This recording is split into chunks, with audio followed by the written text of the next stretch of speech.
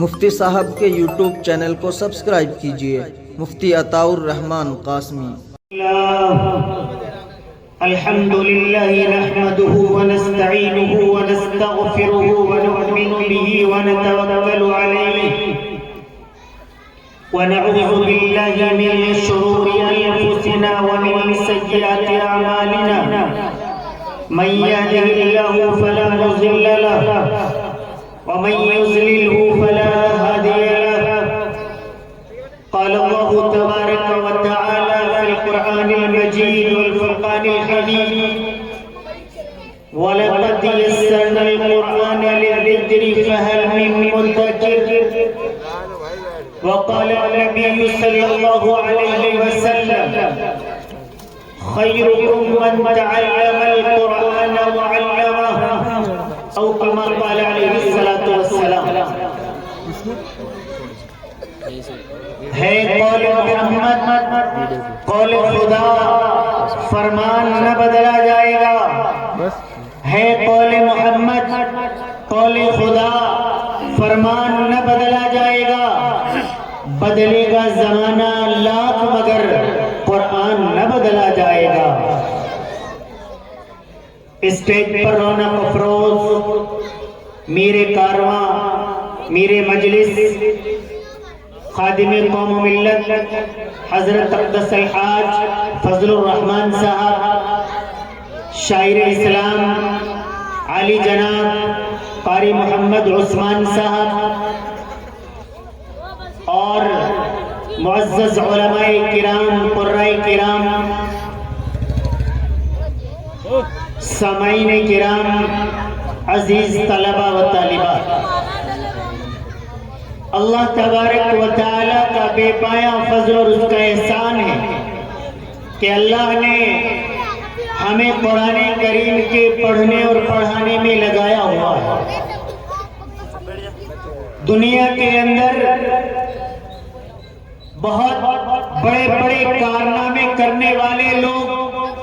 آئے چلے گئے، دنیا کے اندر بہت اچھے کام ہوئے، ہو رہے ہیں اور ہوں گے، لیکن نبی کریم صلی اللہ علیہ وسلم نے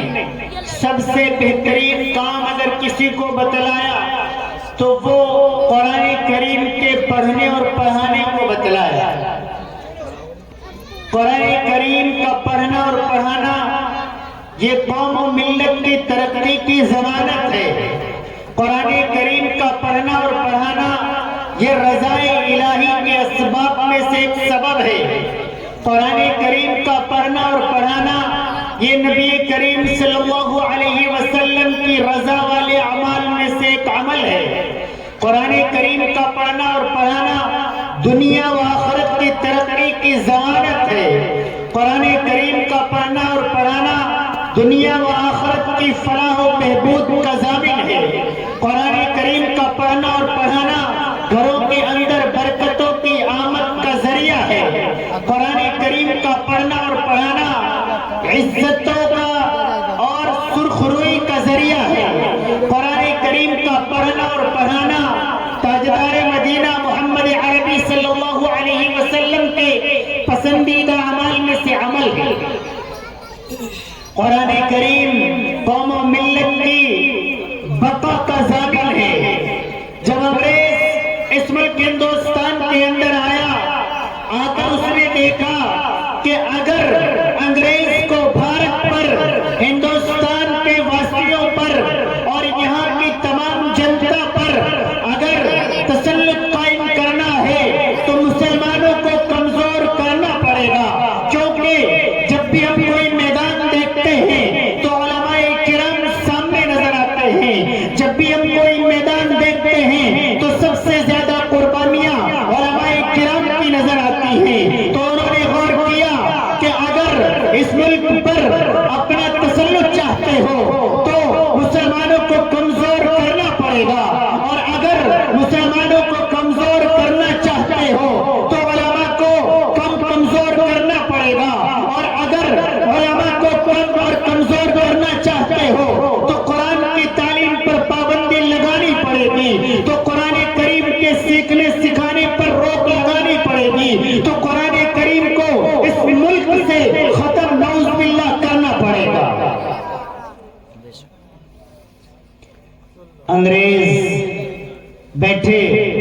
غور کیا، مشورہ کیا، مشورے میں بات آئی کہ مسلمانوں کے لیے سب سے مضبوط چیز قرآن کریم ہے، تو کیوں نہ قرآن کریم کو ہی ختم کر دیا جائے، نعوذ باللہ خاکم بدہن۔ طے پایا کہ ان سے قرآن کریم لے لیے جائے اور ان کو جلا دیا جائے۔ انگریز نے قرآن کریم جمع کرنے شروع کیے، جمع کرتا رہا۔ انگریزوں کے ان لوگوں سے مولانا باقر کی ملاقات ہوئی، کہا کہ تم چاہتے ہو کہ قرآن کریم کو ختم کر دیں، تو دیکھو میں تمہیں ایک نظارہ دکھاتا ہوں، اسے دیکھنے کے بعد بھی اگر تمہارا ارادہ قائم رہا، قرآن کو ختم کرنے کی تمہاری چالیں باقی رہی، تو میں اس منظر کو بھی دیکھنے کے لیے کھڑا رہوں گا۔ کہا ایک بچے کو بلاؤ، ایک 10 سال کے بچے کو بلایا، کہا قرآن پڑھو، اس نے قرآن کریم پڑھنا شروع کر دیا۔ کہا دوسری جگہ سے پڑھو، اس نے وہاں سے بھی پڑھا۔ کہا تیسری جگہ سے پڑھو، اس نے وہاں سے بھی پڑھا۔ اس کے بعد ایک 8 سال کے بچے کو بلایا، اس سے بھی حفظ قرآن کریم سنا۔ ایک 7 سال کے بچے کو بلایا، اس سے بھی حفظ قرآن کریم سنا، اور انگریزوں کو بتایا کان کھول کر سن لو، اے انگریزوں، اس طرح کے ایک نہیں، 2 نہیں، 3 نہیں، 100 نہیں، 1000 نہیں، لاکھوں حفاظ کرام اس ملک کے اندر الحمدللہ موجود ہیں۔ نعرہ تکبیر، مدرسہ دارالقرآن، مفتی عطاء الرحمان صاحب۔ اگر تم لوگ سمجھتے ہو کہ یہ نسخوں کو ختم کرنے سے قرآن ختم ہو جائے گا، تو اپنے ذہن و دماغ سے خام خیالی نکال دو۔ لاکھوں حفاظ کرام موجود ہیں، یہ انہیں ختم کرو گے تو اور بڑے ہو جائیں گے، لیکن قرآن کریم ختم نہیں ہوگا انشاءاللہ۔ اللہ تبارک و تعالیٰ نے وعدہ کیا ہے اس کا کہ ہمیں نے قرآن کریم نازل کیا ہے اور ہم اس کی حفاظت کے ذمہ دار ہیں۔ یہ تو وہ قرآن ہے جس نے آج سے تقریباً 1500 سال قبل چیلنج کیا تھا کہ اے عرب کے لوگوں، اے عربی کے جاننے والے لوگوں، اے فصاحت و بلاغت کے امام تم ہو، بڑے بڑے شعراء تمہارے اندر موجود ہیں، تم عربی کے ایک ایک نقطے کو سمجھنے والے، ایک ایک قاعدے کو جاننے والے لوگ ہو، تو آؤ میدان خالی ہے، تم اس جیسا ایک قرآن پیش کر کے دکھا دو۔ اس جیسا قرآن پیش کرنا تو بہت دور کی بات ہے، اس جیسے ایک سورت پیش کر کے دکھا دو۔ نہیں، تم سورت بھی پیش نہیں کر سکتے، آؤ تم اس جیسے آیت پیش کر کے دکھا دو۔ آج 1500 تقریباً سال گزر گئے، قرآن کا چیلنج آج بھی زندہ ہے، اور قرآن کریم جب تک باقی ہے تب تک قرآن کریم کا چیلنج زندہ اور تابندہ رہے گا، اور اس جیسا کلام کوئی پیش نہیں کر پائے گا۔ یہ مدارس اسلامیہ اس قرآن کریم کی ترویج و اشاعت کا اہم ذریعہ ہے۔ دارالعلوم دیوبند، مسائل سہارنپور اور پورا بر صغیر، اس میں لاکھوں مدارس ہیں جو اس خدمت کو بہت خوبصورت طریقے سے انجام دے رہے ہیں۔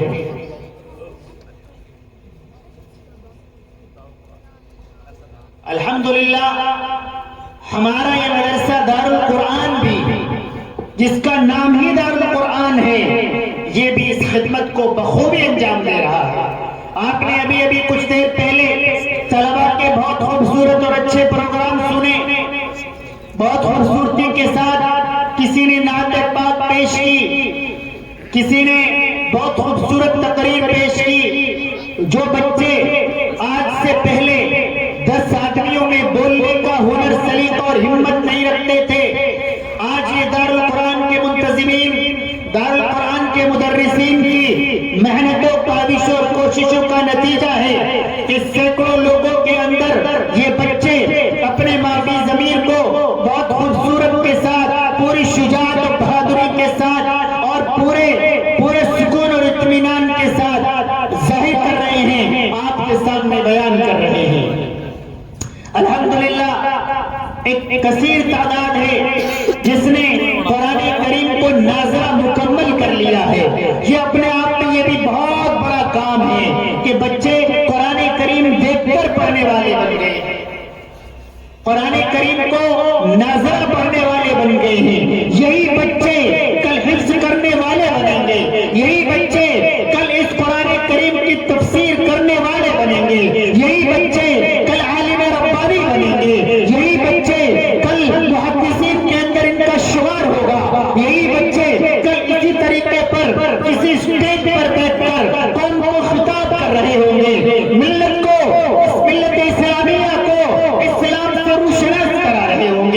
اور جن لوگوں نے اس ادارے کے اندر تعاون کیا ہے، جو لوگ روز اول سے ادارے کے شانہ بشانہ کھڑے ہوئے ہیں، یہی وہ علماء ہیں، یہی وہ حفاظ ہیں، یہی وہ قراء ہیں جن کی برکت سے یہ لوگ، یہ معاونین، یہ محی الدین پور کے لوگ کل قیامت کے دن سرخ روح ہوں گے، ان کے چہرے چمک رہے ہوں گے اور انہیں اپنی مختصر قربانیوں کا نتیجہ ایک طویل طریقے پر مل رہا ہوگا۔ آج ماشاءاللہ آپ حضرات منتظمین کی دعوت پر یہاں جمع ہوئے۔ اصل میں یہ اینول فنکشن، یہ سالانہ پروگرام صرف اور صرف اسی مقصد کے تحت کرائے جاتے ہیں تاکہ جن کے بچے مدرسے میں، ادارے میں پڑھتے ہیں، وہ اپنے بچوں کی کارکردگی کو دیکھ سکیں، وہ اپنے بچوں کا جو وقت یہاں ادارے میں لگ رہا ہے کیا وہ صحیح جگہ لگ رہا ہے، کیا یہاں پر صحیح کام ہو رہا ہے۔ ہمارے بچے جو کل تک سو کر اٹھنے کی دعا نہیں جانتے تھے، ہمارے بچے جو کل تک دعائیں قنوت نہیں یاد رکھے ہوئے تھے، ہمارے بچے جو کل تک صرف 2-4 سورتیں یاد کیے ہوئے تھے، آج الحمدللہ وہ 50-40 دعائیں جانتے ہیں، آج الحمدللہ وہ 40 احادیث جانتے ہیں، آج الحمدللہ وہ پوری نماز جانتے ہیں، آج الحمدللہ وہ پورے 6 کلمے یاد کیے ہوئے ہیں، آج الحمدللہ یہ جو جن علوم سے ایک شخص کامل مسلمان اور کامل مومن ہو سکتا ہے، ان تمام کو کا احاطہ یہ بچے کر چکے ہیں۔ تو آپ کو یہ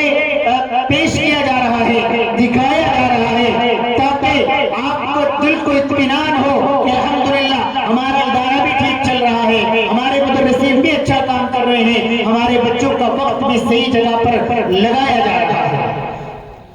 یہ ایک مقصد آج کے پروگرام کا ہے، آج کا یہ مختصر پروگرام ہے، لیکن شب برات بھی کل آنے والی ہے۔ کل اللہ تبارک و تعالی 1 سال کے اندر، یوں تو اللہ تبارک و تعالی غفور الرحیم ہے، اللہ تبارک و تعالی بخشنے والے ہیں، اللہ تبارک و تعالی عزتوں سے نوازنے والے ہیں، اللہ تبارک و تعالی روزی دینے والے ہیں، اللہ تبارک و تعالی بیٹا بیٹی دینے والے ہیں، اللہ تبارک و تعالی اولاد دینے والے ہیں، اللہ تبارک و تعالی امیر کرنے والے ہیں، اللہ تبارک و تعالی عزتوں سے نوازنے والے ہیں۔ تمام کام اللہ تبارک و تعالی کے حکم پر ہوتا ہے، لیکن یہ رات اللہ تبارک و تعالی نے ہمیں بہت زبردست رات عطا فرمائی ہے۔ اگر آپ کو یہ بتا دیا جائے، مجھے یہ بتا دیا جائے کہ کل جو آپ کا پیپر ہونے والا ہے اس میں یہ 8 سوال آئیں گے، تو خدا کی قسم میں پوری رات لگا دوں گا، ان 8 سوالات کو ایسے سولو کر کے لے جاؤں گا، ایسے حل کر کے لے جاؤں گا کہ ایک ذرہ برابر ممتحن کو ایک نقطہ رکھنے کی جگہ نہ چھوٹے، ایسی میری تمام تک کوشش اس پر صرف ہو جائے گا۔ اللہ تبارک و تعالی ہمیں بتا رہا ہے کہ آپ 1 سال میں اس رات کے اندر روزانہ دعا کرنی چاہیے، روزانہ تلاوت کرنی چاہیے، روزانہ نماز پڑھنی چاہیے، لیکن اس رات اللہ تبارک و تعالی کی رحمتوں کے دھارے کھول دیے جاتے ہیں۔ اللہ تبارک و تعالی یوں تو ہماری شرف سے بھی زیادہ قریب ہے، لیکن اس دن اللہ تبارک و تعالی اس رات نچلے آسمان پر آ جاتے ہیں اور اعلان کرتے ہیں کہ اے لوگوں، ہے کوئی مجھ سے مغفرت چاہنے والا، آئے مجھ سے مغفرت کرانے، اے لوگوں، ہے کوئی مجھ سے روزی چاہنے والا، آئے میں اس کی روزی کے لیے اعلان کیے دیتا ہوں، اے لوگوں آؤ، مجھ سے کوئی مسائل کا حل کرانے والا ہے تو آئے، میں اس کے تمام مسائل کو حل کر دوں گا، آئے جو بے اولاد ہے وہ بھی آ جائے، میں اس کے لیے آج اولاد کا فیصلہ کر دوں گا، اور جو کسی لائن سے پریشان حال ہے وہ آئے اپنی پریشانی بتائے، آج میں اس کی پریشانی کو حل کر دوں گا۔ اللہ تبارک و تعالی پورے طور پر پوری دنیا میں لوگوں پر جو نظر اور محبت کیے ہوئے ہیں، اس محبت کا مزید اس محبت میں اس دن اور زیادہ اضافہ ہوتا ہے۔ اللہ تبارک و تعالی کی رحمتیں، نعمتیں برس رہی ہوتی ہیں، اور اس دن ہم حلوہ پکا رہے ہوتے ہیں، ہم پٹاخے چھوڑ رہے ہوتے ہیں۔ اے نوجوانوں سنو، اس رات جو لوگ پٹاخے چھوڑتے ہیں، نعوذ باللہ، وہ اللہ تبارک و تعالی کی رحمتوں کی جانب اپنے مقابلے کا تیر پھینک رہے ہوتے ہیں۔ سے اللہ کی رحمتیں اتر رہی ہیں، اور ہم، یہ ہمارے بچے،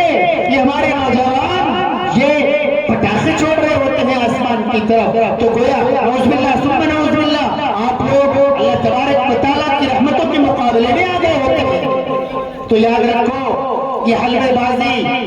یہ پٹاخوں کا چھوڑنا، یہ رت جگہ کرنا چوکوں چوراہوں پر، رت جگہ کو میں گھر پر مسجد میں منع نہیں کر رہا ہوں، یہ جو چوکوں پر، چوراہوں پر، راستوں پر کھڑے ہو کر چغل خوریوں میں، فضول باتوں میں گزار دیتے ہیں، یہ غلط ہے۔ آپ شروع کے حصے میں اللہ تبارک و تعالیٰ کے لیے تلاوت کیجئے، اللہ تبارک و تعالیٰ کے لیے نماز پڑھیے، آخر کے حصے میں اللہ تبارک و تعالیٰ سے دعائیں کیجئے تو اللہ تبارک و تعالیٰ قبول کرے گا۔ لیکن یہ یاد رکھو، میں اپنی بات مختصر کر رہا ہوں، مولانا تشریف لے آئے ہیں کہ کچھ لوگ ایسے ہیں جن کی دعائیں اس رات میں قبول نہیں ہوتی ہیں، جس رات اللہ تبارک و تعالیٰ پوری دنیا کے لیے رحمت کے دروازے کھولے ہوئے ہوتے ہیں، اس رات مشرک کی دعائیں اور مشرک کا معاملہ صاف نہیں ہوتا ہے۔ مشرک جو شرک کرنے والا ہو، جو یہ شریک کرتا ہو کہ فلاں قبر والے سے ہمارا کام بن سکتا ہے، جو شریک کرتا ہو کہ فلاں قبر والا بیٹا بیٹی دینے پر قادر ہے، جو شریک کرتا ہو کہ فلاں قبر والا ہمیں ہمارے مسائل کے حل کا وہ ہمارا مدار بن سکتا ہے، اللہ تبارک و تعالیٰ مشرک کو معاف نہیں کرتے ہیں۔ اللہ تبارک و تعالیٰ شراب خور کو اس رات بھی معاف نہیں کرتے ہیں، شراب پینے والے کو اس رات بھی رحمتوں سے نہیں نوازتے ہیں۔ یاد رکھو، اللہ کے نبی صلی اللہ علیہ وسلم نے شراب کو حرام قرار دے دیا تھا اور شراب کو ام الخبائث قرار دیا تھا۔ دنیا کے اندر جتنے بہت سارے گناہ ہو رہے ہیں، ان کی ماں اس شراب کو قرار دیا تھا۔ آپ سنتے ہوں گے ایک شخص سے کہا گیا کہ آپ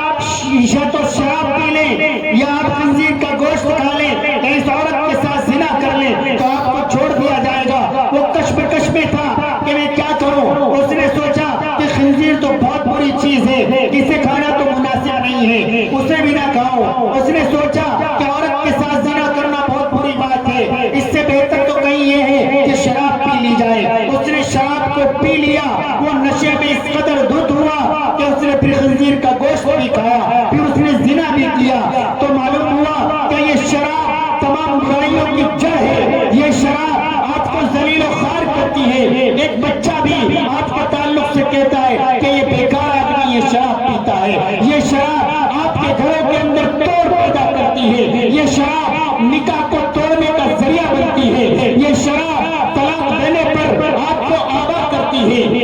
یہ شراب آپ کو ذلیل و خوار کر دیتی ہے۔ تو یاد رکھو، مجھے نہیں لگتا الحمدللہ اس مجمع کے اندر کوئی شراب پینے والا ہو، لیکن اگر کوئی ہو تو وہ تاج توبہ کر لے، انشاءاللہ تعالی کل اللہ تبارک و تعالی ضرور بے ضرور اس کی مغفرت فرما دیں گے۔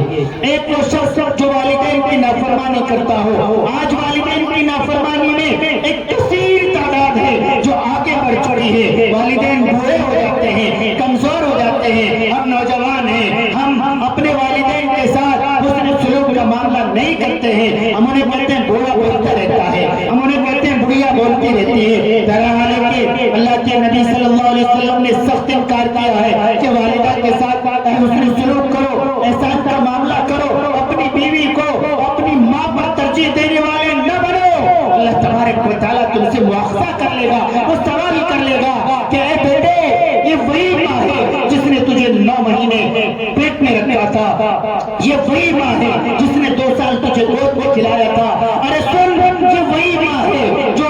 تیرے پیشاب کرنے کے بعد گیلے میں سو جایا کرتی تھی اور تجھے سوکھے میں لٹایا کرتی تھی، اور سن، یہ وہی ماں ہے جب تو کسی تکلیف میں رات کو تڑپ رہا ہوتا تھا، یہ ماں رو رہی ہوتی تھی، یہ ماں جاگ رہی ہوتی تھی، یہ باپ جاگ رہا ہوتا تھا۔ آج یہ کل کی آنے والی تیری بیوی، یہ کل کی آنے والی تیری بہو، یہ تیری ماں سے زیادہ اچھی ہو گئی ہے۔ میں نہیں کہتا کہ بیویوں کے ساتھ حسن سلوک احسان کا معاملہ نہ کیا جائے، کیا جائے، جس کا جو جو حق ہے اس کا پورا ادا کیا جائے، لیکن ماں کے حق کے اندر کمی نہ کی جائے، باپ کے حق کے اندر کمی نہ کی جائے۔ ماں باپ کے ساتھ بتایا اللہ کے نبی سے معلوم کہ اللہ کے نبی اگر باپ ظالم ہو کیا بھی اس کے ساتھ حسن سلوک کرنا ہے؟ اللہ کے نبی صلی اللہ علیہ وسلم نے ارشاد فرمایا ہاں اگر باپ ظالم ہو تب بھی تجھے اس کے ساتھ حسن سلوک کرنا ہے۔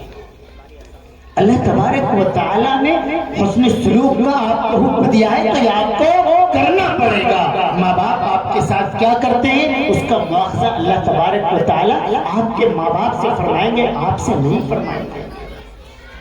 ایک آدمی کہنے لگا کہ میں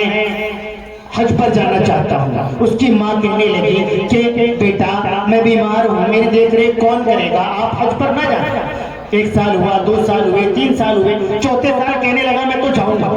اور وہ چلا گیا۔ راستے میں ایک مسجد میں اس نے قیام کر لیا، نماز پڑھ رہا تھا، محلے میں چوری ہو گئی، لوگ آئے کہنے لگے یہی چور ہے، پیٹنے لگے، وہ انکار کرنے لگا، قاضی صاحب کے یہاں لے گئے، قاضی صاحب نے کہا تم نے چوری کی ہے؟ اس نے کہا نہیں کی ہے۔ تو اس نے کہا کہ حضور آپ میرا اعلان چور کہہ کر نہ کیجئے، بلکہ آپ میرا اعلان یہ کہہ کر کیجئے کہ یہ ماں باپ کا ماں کا نافرمان ہے، اس لیے اسے سزا دی جا رہی ہے۔ اللہ تبارک و تعالیٰ ہم سب کو عمل کرنے کی توفیق عطا فرمائے۔ وقت بہت کم ہے، اصل بات اللہ تبارک و تعالیٰ کی جانب سے یہی ہے کہ جو سنو عمل کرنے کی نیت سے سنو، اخلاص کے ساتھ اس پر عمل کرو، اللہ تبارک و تعالیٰ اس پر اجر عطا فرمائیں گے۔ وآخر دعوانا الحمدللہ رب العالمین۔ بہت ہی